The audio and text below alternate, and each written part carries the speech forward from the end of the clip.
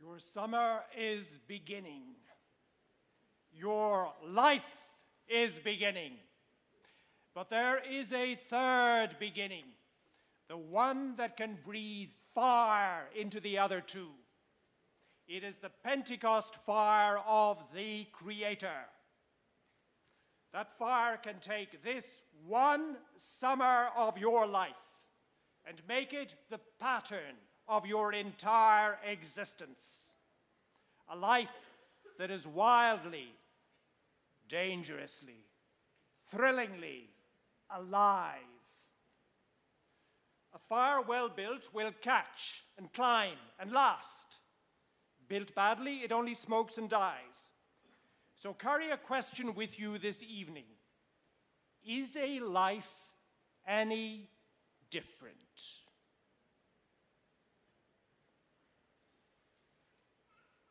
Hold these three beginnings together. See that they are not three things, but one story. Your summer, your life, and that fire. If you do, you will have found the secret of a life that actually burns. Because Pentecost is fire and wind, not just any type of wind. The Greek word used is biaios, a fierce, forceful wind, a wind with muscle. Wind and fire are for a combustion. And what does that combustion produce? It produces a new kind of human being. The kind of human that was meant to exist from the beginning. Man who is an image of the Creator. Creative, fiery, fully, wildly, alive. So be clear-minded about what is being offered to you at Pentecost. When you build your life by this architecture, you do not become a nice guy. You do not become a slightly upgraded version of yourself. You become something new. A new kind of man, a new kind of woman. That is what Pentecost is for. And your summer falls inside the season of Pentecost. But before that fire can catch in you, you need to discover a secret. And that secret has been hidden from you, worthy representatives of Gen Z. Buried by the structure of the digital culture that you have been raised inside. I say this as a university professor, a writer, a consultant to filmmakers. That is the most unfortunate part of my work. My PhD is in the cold-blooded discipline of epistemology, the study of how the mind connects with the real. So when I say that the dominant culture has made it challenging for your generation to get a grip on the real, I ain't guessing. There are several pointers to the fact that the secret has been buried. Tragic pointers. Suicide is now the second leading cause of death in your age group. Depression shadows an enormous number of you. Loneliness is the background hum of millions of young lives. You are living one of the greatest shipwrecks of history. Consequently, for the first time ever, a whole generation finds it genuinely difficult, psychologically, to separate reality and virtual reality.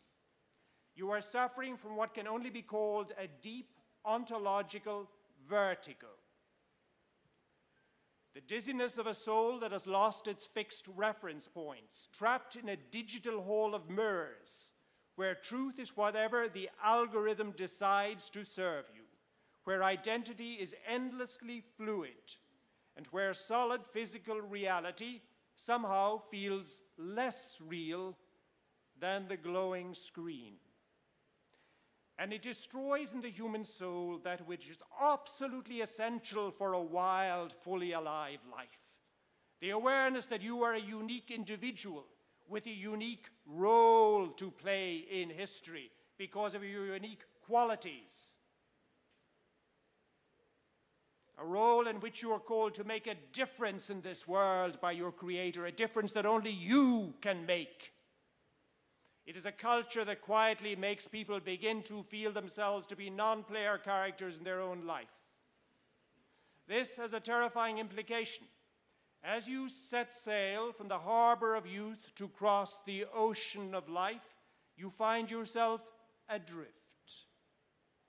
No stars overhead, no compass of meaning, only the toxic digital waves of the vast ocean.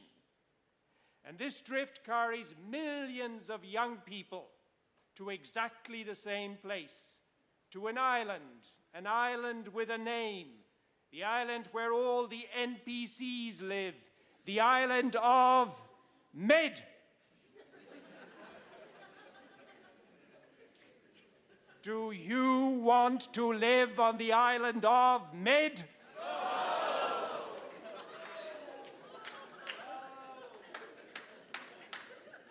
So, what is the secret? The secret that the Catholic Church, the mystical body of Jesus, has carried for 2,000 years in her vaults. The secret that the dominant culture just simply cannot see, is blind to. I was given that secret in the Wicklow Mountains of my native Ireland when I was 17 years of age, on the edge of an ancient forest. It was just after Pentecost, but the weather had forgotten the season. Dark skies, rain driving sideways off the mountain, and a cold that did not stay in the skin but worked its way down into the very marrow of the bones. In the afternoon, I and the other guys with me began gathering wood to light a fire in a clearing where the old forest met the open mountainside.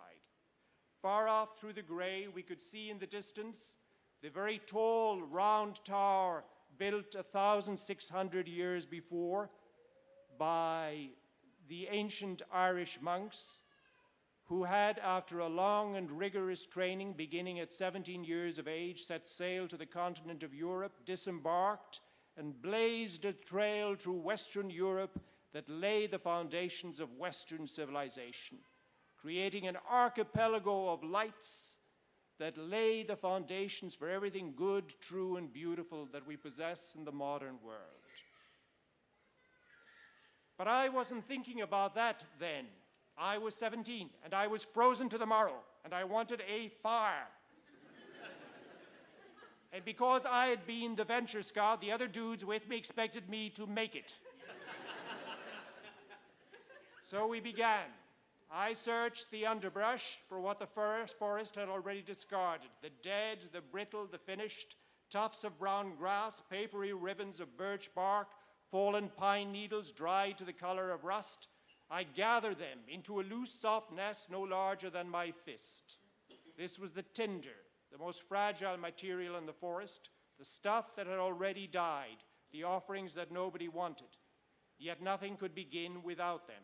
Next came the skeleton. I sought out the thinnest twigs and tested each one between my fingers. If the wood only bent, it was too green, too full of the damp Irish winter. If it snapped clean, it was ready. Without knowing it, I was performing the oldest experiment in human history, reading the material to discover what it was willing to become. Then I laid the nest of tinder on the cold earth, stood the twigs around it in a small teepee, a fragile wooden spire pointing at the gray sky, and layered slightly thicker branches over the frame. I did not build the walls too tightly because a fire breathes just as we do, and I left one small opening facing the wind, a doorway for the wind to enter and act as bellows. With a single struck match, I reached through the doorway and touched the flame to the tinder on the upwind side at the absolute bottom, so the heat would climb naturally up through the heart of the wooden tent. The dry grass caught at once, the flame leapt to bite the thinnest twigs, a fierce vertical column of heat surged upward, pulling the cold oxygen in beneath it. And as the teepee burned and began its glowing collapse inward, I lay the heavier wrist-thick wood across the roaring core. The flames wrapped around the larger branches, and our fragile architecture became a steady, enduring fire that pushed the winter back into the trees. Then we cooked steaks over it. I still remember the aroma of beef, wood smoke, and the cold air around it. And as the afternoon darkened, we sat in close around the fire to take its heat. We talked for a while, and then the way it does around a real fire, the talk thinned, slowed, and stopped, and a long silence descended upon us. I was there gazing into the flames, and in the middle of that silence, the insight that has guided my entire life struck me. It struck me so violently that I have never once forgotten it.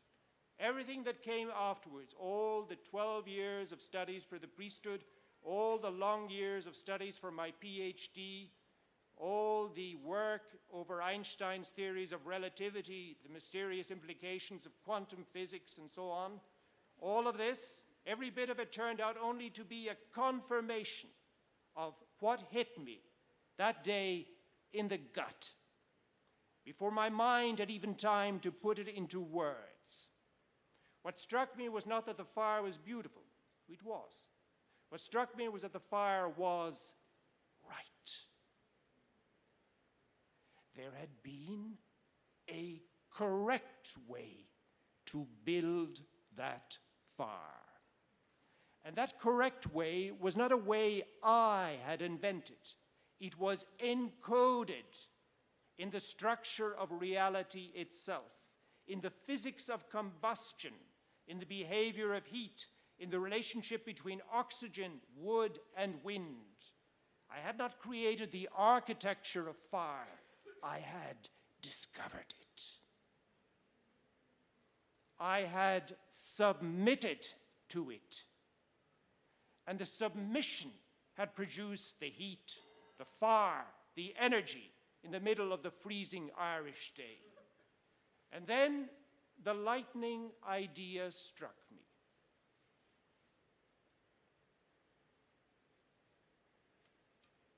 If there is an architecture to fire, might there not be an architecture to everything else that is important in life?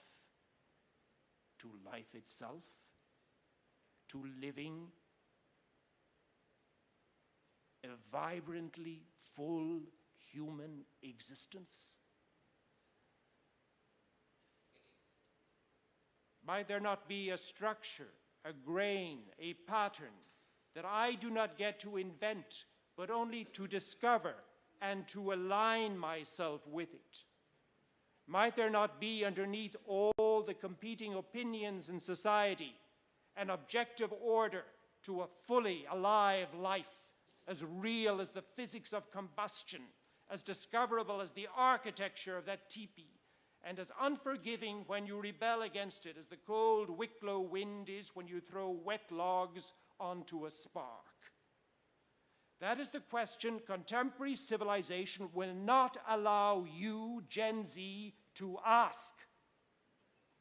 Because the dominant culture says exactly the opposite. It tells you that you can decide what is real, that you construct your own meaning, your own values, your own identity, your own private map for crossing the ocean of life. But if reality has an architecture of its own, let me assure you, as somebody who has spent many hours studying the implications of quantum physics, that the latest physics absolutely backs up this point. If reality has an architecture of its own, then the autonomous self is no longer the captain inventing the route across the ocean of existence. The self is a student, a reader.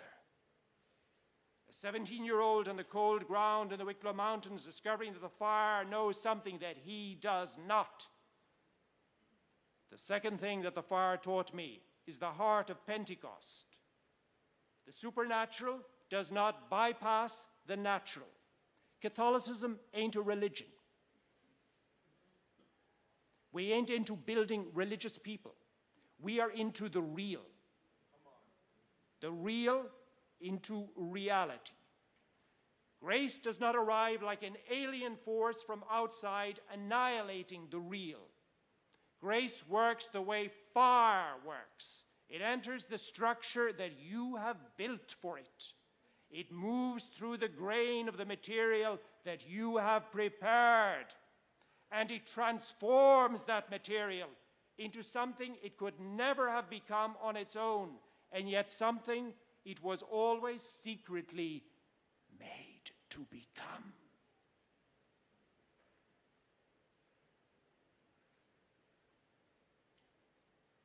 The fire perfects the wood. The birch bark does not stop being birch bark when it catches.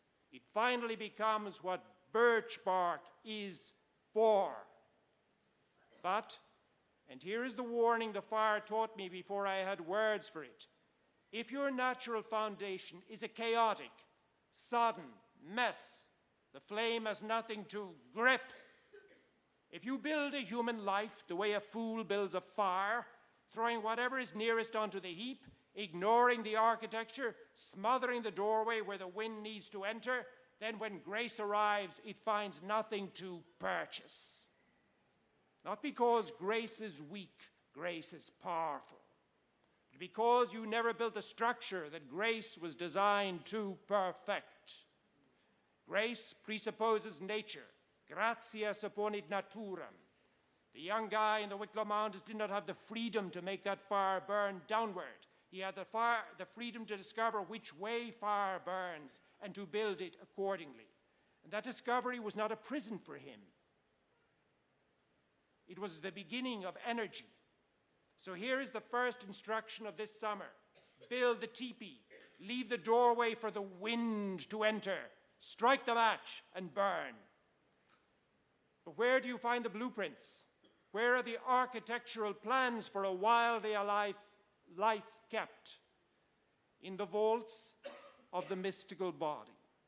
The church continues the mission of Jesus and of the Creator Spirit of Pentecost, a spirit who descends again in every Mass, because the Mass is the mystical enactment of Good Friday, and on the cross Jesus gave the Spirit, and with a particular intensity on this feast. And the mission is the one Jesus named himself. I came that they may have life and have it to the full. To the full. Understand that salvation is not a minimal thing. Salvation is not about escaping the world. It's not about managing to get into heaven by the skin of your teeth. This is a small, gray, impoverished, mean way to live, a way to waste your life. You are made to live maximally. You are made to change the world. And that is what salvation empowers you to do. You change the world in the way the Spirit changes you, empowers you to. One person at a time. You build the world up by building other people up, one by one, starting with whoever is in front of you. And Jesus named that same mission a second time. And the second time, he named it fire. I came to bring fire to the earth, and how I am passionate that it might be blazing already. Hear the passion in those words. The life he came to bring is not a nice life. It's not a mild life. It is fire, and it creates people who are dangerous, dangerous to the cosmic and social forces of evil. He is passionate about seeing that catch in you this summer. Because if it doesn't catch this summer, when is it going to catch?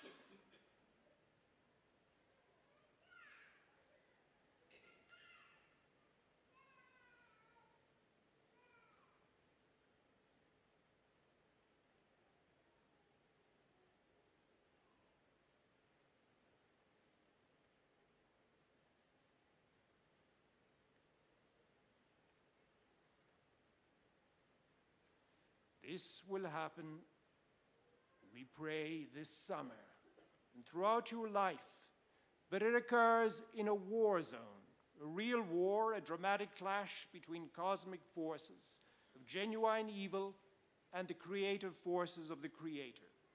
You are called to step into this war. The fact that you are here means you already have taken the initial steps. That means living life as adventure. It involves taking risks, getting into dangerous situations, living wildly. This is how life becomes a success, and not by the modern temptation to play it safe in a gray zone. Here is the word for what happens when you leave the opening in your mind and heart for the forest fire of Pentecost to enter. The word is synergy, from the two Greek words, syn and ergon, to work together with. Synergy is when two things work together to produce something neither could produce on its own. You have watched a flame take hold of a log. The flame and the log have nothing in common. The flame is everything the log is not, yet the two become one. The log is not destroyed. Annihilation would only leave ash. The log is transfigured. What was cold, dead weight is now heat and light, and the fire seems to rise out of the wood itself as though the log had been waiting all along to become what the flame is. That is synergy. This is what happens when the resurrection vitality of Jesus that the Spirit brings to you at Pentecost meets your natural, prepared architecture. When your intelligence, your willpower, your body, your freedom is ready for the invasion of the Spirit. And the two combust together into a third thing, a new type of man. Now, there is a way to mishear everything I have told you so far. When I say max out every talent the Creator handed you, you might hear, become impressive. No. That's for the island of Mid. Become the smartest. No. The most gifted, most accomplished edition of yourself. No, no, no. Build a remarkable you. No. That is not it. There is a line from Irenaeus, St. Irenaeus. It says, the glory of God is a human fully alive. But to be fully alive does not depend on whether you are the most intelligent dude around, or the most gifted athlete, or the one with the most raw talent. Jesus settled that matter definitively in a certain parable, when the only question he asked at the end of it was, what did you do with what I gave you? So here is the blueprint. Here is the actual architecture revealed by the God-man, the complete human at full strength, of a human life that is fully, wildly alive. You do not max out your talents by aiming them at yourself.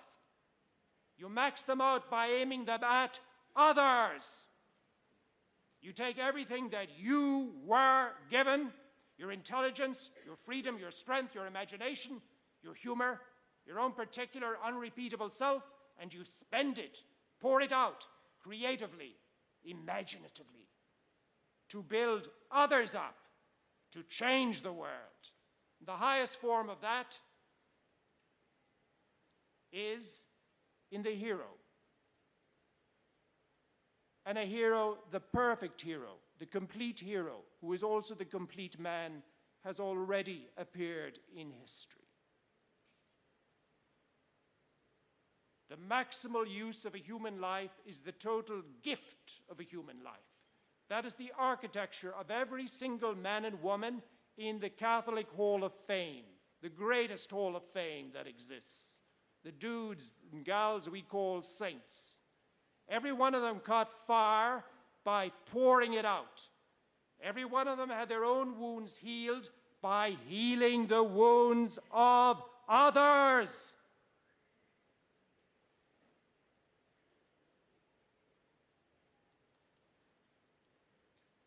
Every one of them maxed out their qualities by pouring them out to save souls, and in saving souls, they saved civilization again and again and again. Like those young Irish monks of Glendalough, like the founders of almost every noble institution of Western civilization. The university system, the modern hospital system, international law, the epistemological foundations for modern science, organized continent-wide social safety nets, orphanages, specialized homes for the elderly, free pharmacies, the Western legal system, economic and agricultural models, free enterprise economics. This continues in modern times. In the past 300 years, it was 3 Catholics who brought about the peaceful collapse of the most evil empire after Nazism that had ever existed, the Soviet Empire, Soviet communism, that had caused the genocide of tens of millions of people. The first was the saint who ordained me to the priesthood, one winter's day in St. Peter's Basilica in Rome, Karol Wojtyła, St. Pope John Paul II, a man who in 1981 took an assassin's bullets and nearly bled to death on the pavement in St. Peter's Square. I was ordained by a scarred hero. And he rose from that St. Peter's Square to break an evil empire. A man wildly alive, a man dangerously alive for the forces of evil. The second man, the second of the 3 who broke that evil empire, was the worldwide head of the CIA, in whose home on Roslyn Harbor near New York City I spent long, long hours, many times. His number 2, who was the actual worldwide CIA spy master, was a personal friend of mine. When we became friends, he was my Jewish friend. A few years later, he was my Catholic friend.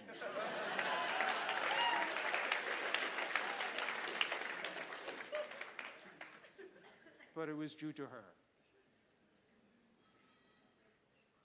The head of the CIA was who, at an age when most men retire, worked at such a furious pace that all the other members of Ronald Reagan's cabinet couldn't stand to be near him. He devised the most original and sophisticated and complex strategy using economic warfare, espionage, technology to bring down the evil empire of the Soviet Union peacefully. His vision absolutely defied everything that everyone in Washington, D.C., Republicans, Democrats, right-wing, left-wing, they all were against him. He was totally, totally unique in his vision because his vision was Catholic. And in that wild schedule of the head of the CIA, as he flew around the world in his private Black Hawk windowless plane, in the midst of that punishing schedule they kept up to nearly 70 years of age, was the Mass. Whenever his plane landed anywhere in the world and his bodyguards got out of the plane, those 2 dudes knew they had to find 2 things. A bookstore where he could get books because he had a photographic memory and never stopped reading, and a Catholic church where he could go to Mass. And in fact, he became so known as an absolutely convinced, rugged Catholic that when the plane landed in Saudi Arabia, the princes, the Saudi princes who rushed to meet him, they had arranged that in the palace where he would live, and remember Saudi Arabia at that time, made it a criminal punishment to merely possess a Bible. But when the head of the CIA, the Catholic head of the CIA arrived, they installed in the palace a Catholic chapel. One day, after a meeting in his home with a certain general, I was left alone in his library. And there was something puzzling me about him that I hadn't quite figured out. And with that epistemologist mind of mine, I knew I wouldn't rest until I got an answer. So I decided I was going to go through his library to see exactly the type of books he was reading. Because I wanted to know what fired the CIA director's imagination to live a life of such incredible intensity, to confront such levels of opposition, to risk his life. I wanted to know what fired his imagination, because you see, and please remember this for your lives, it is the imagination the imagination, that is the faculty by which you visualize your role in life. And the stronger you visualize it, the more energy you have in your willpower and the more clarity you have in your vision. So I decided I needed to take a close look at what he read. He read a lot because, as I said, he had a photographic memory. As I went through the bookcases, suddenly my eyes hit upon a long row of books most people would not actually expect to see in the home of the head of the CIA. Title after title were all about exactly the same thing. I knew I discovered what made that man tick. I whispered to myself, these were his role models. These were the embodiments of the Catholic worldview that made it all concrete and real for him. What were the books? The books were the lives of the great Catholic heroes who had been civilization builders and great missionaries. Men like the father of California, Junipero Serra. Men like the father of Arizona, who many historians call the first cowboy, Eusebio Kino. Men wildly alive, men dangerously alive, men who long centuries after their deaths continue their fire breathes through history. When you hang around such people, it's contagious. This summer is your opportunity, and with this we conclude, to intensify the building of your life on the same architectural blueprints. It is your chance to make this one summer the fractal pattern of the rest of your life, so that years from now, when you zoom out on the shape of your entire life, you find it has exactly the same pattern as this single summer when you zoom in. So why this summer? Why this place? Firstly, because, as I said, this summer is in Pentecost time. It is the time for the forest fire to break forth in your soul. Secondly, because Damascus is a weird place. As weird as the Shire, as weird as Rivendell among the Lost Lands, as weird as Lothlorien within sight of Mordor. It is an island of the real amidst the ocean of the unreal. And on this island, you will find, as in very, very few places I've been around, that the scaffolding for a wildly alive life already has been built for you. Why? Because Damascus is Catholic. And Catholicism is the habitat with a perfect ecosystem where the natural and the supernatural work together in perfect synergy for your benefit, in which you can flourish. And you flourish when you live out to the max the identity given you on the first page of Genesis, to be an image and likeness of God. And how is God described in that first page of Genesis? As creator.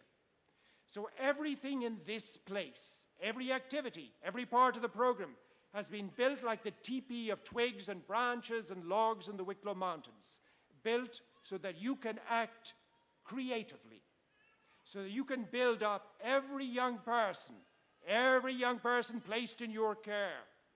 And because the program will demand much of you, and the middle schoolers will demand much of you, it will push your mind, your will, your body to the limits. Good, that's the point. Because it is precisely when the extra effort is called for, it is precisely when you when you are getting so dog-tired that you think, I cannot go on, and yet you go on, it is exactly then that the Pentecost fire kicks in. It is exactly then that the second wind of the athlete becomes the supernatural wind of the Spirit. It is exactly there that the fire dwelling in you by grace turns you into a walking, blazing, fiery human being. This is the moment you cross over from ordinary to extraordinary.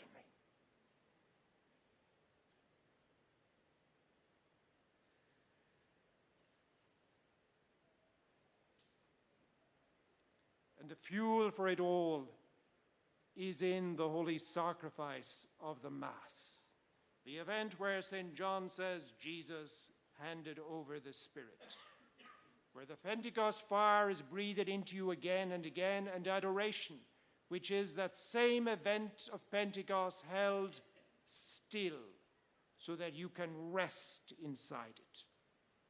Pier Giorgio Frassati, about a year before his death at 24 years of age, said something to a group of his fellow youth. I quote, "When you are totally consumed by this Eucharistic fire," but he did not finish the sentence. I will finish it. When you are totally consumed, when you are totally consumed by the Eucharistic fire, you burn with a fire that does not go out. And your fire inflames others and society. This summer, become the architect of your future. Make this one summer the fractal pattern of your whole life. Every gift you were given maxed out, spent on building up those young people in front of you. There is a story from the Desert Fathers. A young monk came to an old hermit and said, I keep my rule, I fast, I pray, I keep silence. What more can I do? And the old man rose to his feet, and he stretched his hands towards heaven, and his fingers became like 10 lamps of fire. And he said, if you will, you can become all flame.